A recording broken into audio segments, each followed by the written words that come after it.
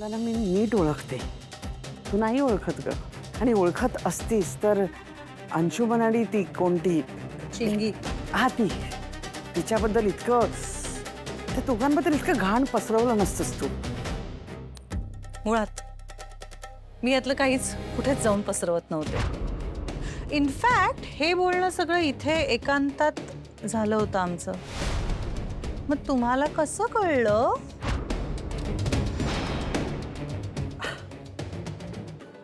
भिंतीलाही कान असतात. आणि स्वानंदी तू विसरत असशील, आपण एकाच घरात राहतो की नाही, त्यामुळे सगळं सगळ्यांना कळतं.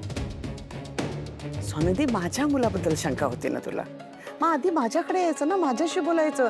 डायरेक्ट समोरकडे का का गेलीस आणि का बोललीस त्याच्याकडे? कारण अगदी सरळ आहे काकू. तुमच्यापेक्षा मला माझा नवरा जास्त जवळचा वाटणारच ना. आमचं नातं इतकं स्ट्रॉंग आहे ना. नाही म्हणजे खरं प्रत्येक नवरा बायकोचं असतंच. म्हणजे सगळ्यात आधी ते शेअरिंग एकमेकांशीच करतात. जाऊ दे, तुमचं नातं त्याबद्दल न बोललेलंच बरं. इथे प्रश्न माझ्या मुलाचा आहे.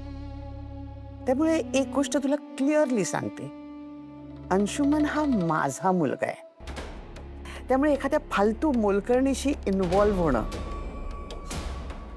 शक्य नाही. कारण त्याचे परिणाम काय होतील हे त्याला चांगलंच माहिती आहे ना. माहितीये. पण मग चिंगी. हे बघ, ते चिंगी जाऊ दे. दुसरी महत्वाची गोष्ट, मी आयुष्यभर माझ्या मुलांच्या लग्नाची स्वप्न पाहिली. अंशू माझा एकुलता एक मुलगा आहे. 2-3 वर्ष खूप शोधल्यानंतर एक छान सुंदर मस्त स्थळ मिळालं त्याला. त्यामुळे ह्या लग्नात कोणीही मोडता घालायचा प्रयत्न करू नये. म्हणजे मला असं एक माफक अपेक्षा माझी. लग्न अगदी तोंडावर आलंय की नाही स्वानंदी, त्यामुळे ते अगदी छान आनंदात शांतपणे पार पडू देत. आणि चिंगी.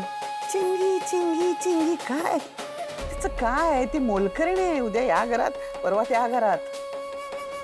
हो अच्छा, म्हणजे तिने अंशुमनच्या नावाचा मेहंदी काढली, त्याबद्दल बोलतेस का तू? I will handle it. तर म्हणजे काय करणार आहात तुम्ही? काळजी करू नकोस.